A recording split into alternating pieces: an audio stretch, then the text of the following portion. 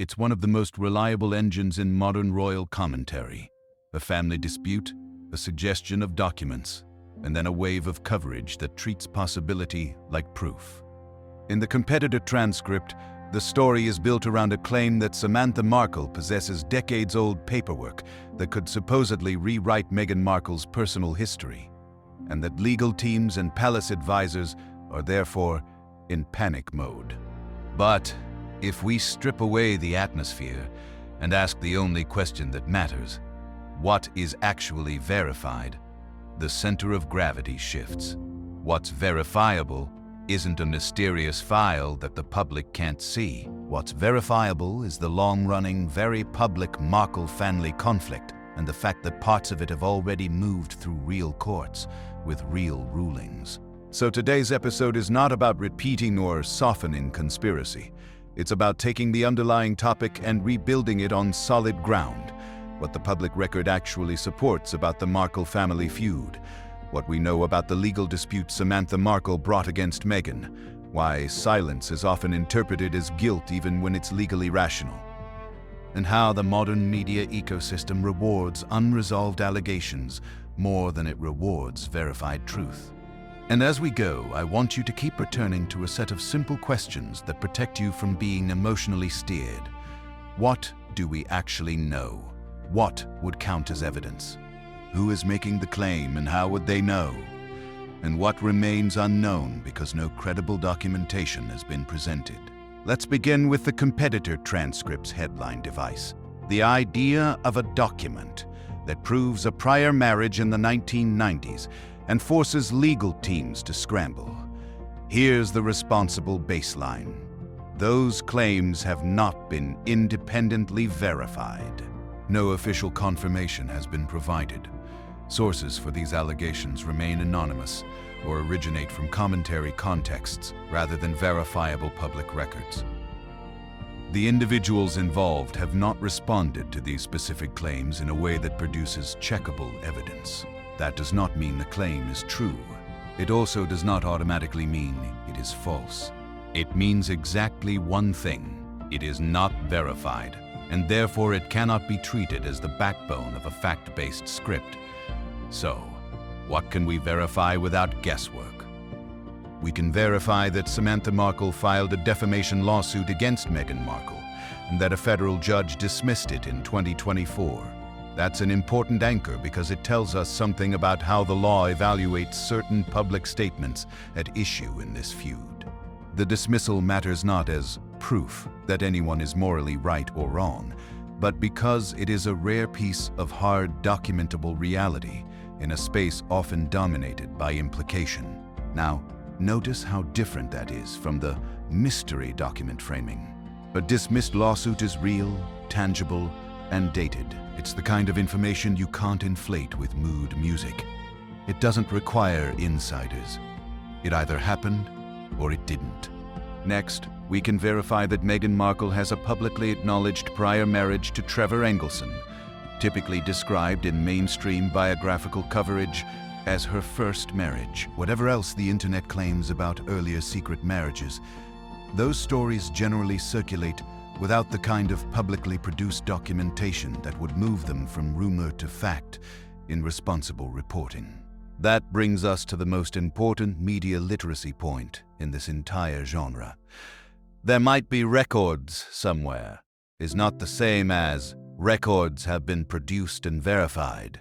And here is where a lot of royal commentary quietly flips the burden of proof. Instead of requiring the person making the allegation to provide credible evidence, the conversation becomes, why hasn't the target disproven it? But in real-world communications, especially where lawyers are involved, that's often a trap. Responding can amplify the claim, denying can extend the news cycle, and addressing specifics can invite follow-up accusations that you're now obligated to answer. So when the competitor transcript insists that silence is the most dangerous response of all, that's not a fact. That's a storytelling choice. Sometimes silence is damaging. Sometimes it's a strategic refusal to lend oxygen to something unproven. And sometimes it's simply a boundary, a decision not to litigate personal history in public, even if the public demands it.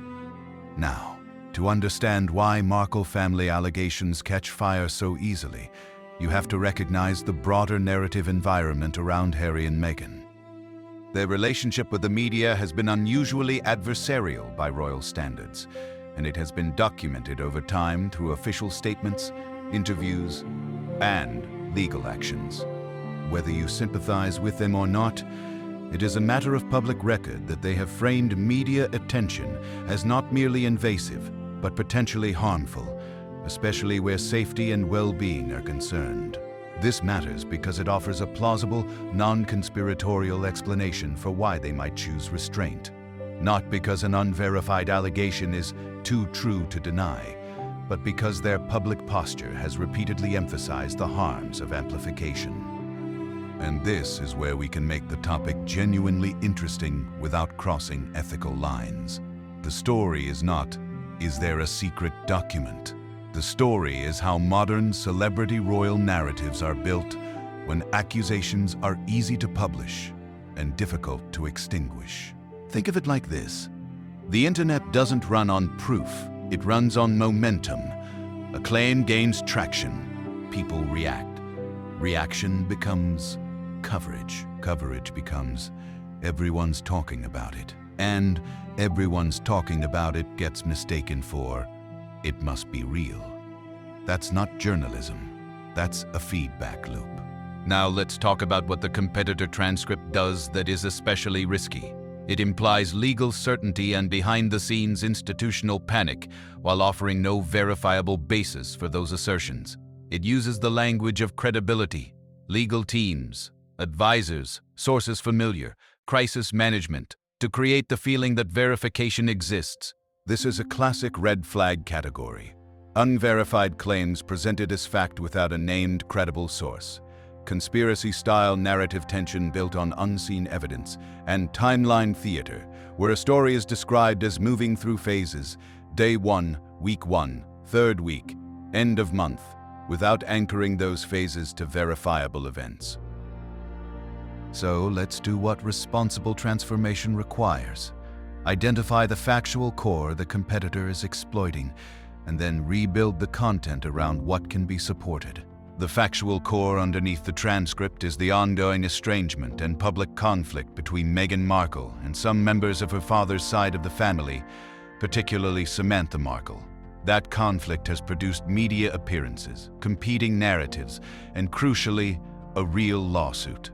From there, the real question becomes, why does this feud continue to generate new chapters, even after legal routes fail to deliver the kind of public vindication one side might want? One answer is emotional. Family estrangement is painful, and public attention can harden positions rather than soften them. Another answer is structural. Modern media rewards conflict, and royal-adjacent conflict is premium content. And a third answer is strategic. For public figures, narrative control is reputational currency, while for estranged relatives, visibility can become leverage, whether that leverage is sought for validation, attention, or a sense of justice. But here's where we have to stay disciplined. Motivations are easy to speculate about and hard to prove, so we can discuss incentives and patterns without declaring that any one person's inner life is the reason. That balance matters, because one of the most corrosive habits in royal commentary is the slide from "this is what happened" into "this is who they are." The competitor transcript leans into that slide by implying that Meghan's credibility rests on consistency, and therefore the audience should treat silence as a moral failing. The fact-based approach separates 3 lanes clearly. Lane 1. Verifiable events. The lawsuit existed. It was dismissed. Certain interviews took place. Certain official statements exist. Lane 2, attributed claims. One party alleges something. Another party denies or declines to respond. A court filing argues a point. A judge rules on specific legal questions. Lane 3. Speculation. Why someone did something. what someone really meant, what someone must be hiding. This lane can exist, but it must be labeled, restrained, and anchored to precedent rather than imagination. Now let's zoom in on the legal dimension, because this is where a lot of commentary misleads audiences, sometimes unintentionally, sometimes because drama pays. In defamation-related disputes, courts are often focused on very specific elements. What statement was made, whether it can be proven false, whether it was opinion, whether it caused measurable harm, and whether the standard of fault is met. That's why two people can walk away from the same case with opposite emotional conclusions. One feels morally right, the other feels legally vindicated, and the public feels confused. So when a judge dismisses a case, it does not necessarily mean the judge is saying, everything Meghan said is objectively true. It can mean the statements are not legally actionable in the way claimed, or they are protected opinion, or they fail other required legal elements. That's important because it shows how the legal system can be both a reality check and a disappointment. It resolves narrow legal questions, not the full moral story. Now, the competitor transcript attempts to elevate the supposed document claim into a legal threat scenario. If paperwork exists, it would force a response. But in real-world public life, plenty of accusations never force a response. They persist as rumor until they fade, or until someone produces evidence strong enough that credible institutions treat it as established. Here's another key red flag. The transcripts shift from, "Is it true?" to, "Can it be disproven?" That shift is rhetorically powerful, but it's logically flawed. In a healthy information environment, the burden is on the person making the allegation to prove it with credible evidence, not on the target to disprove a claim that may not even be coherently documented. And that leads us to the bigger institutional question. What role does the palace have in a story like this? The competitor transcript implies Buckingham Palace is monitoring, divided, tense, treating it like a royal crisis. But we need to separate what is plausible from what is verified. It is plausible that palace aides monitor major reputational issues involving high-profile royals, even those who are no longer working royals. It is plausible that advisors differ in philosophy, responding versus staying silent. But none of that becomes fact without credible reporting that names sources through accountable outlets or without official statements. So a fact-based script doesn't declare palace panic. It explains palace incentives and historical communications norms, and it clearly labels what is unknown. Historically, royal households have often preferred minimal engagement with private disputes, especially when those disputes could expand indefinitely. The logic is simple. If you respond once, you may be expected to respond forever. And royal communications teams across generations have often chosen a controlled message over a reactive one. But the modern media environment punishes that instinct. Viral repetition can create belief residue, even when a claim is weak. People remember the question, even if they never saw the answer. And that's why silence becomes such a powerful storytelling device. It allows any audience member to fill the gap with whatever conclusion they already prefer. This is the moment where viewers should ask, what would constitute real evidence?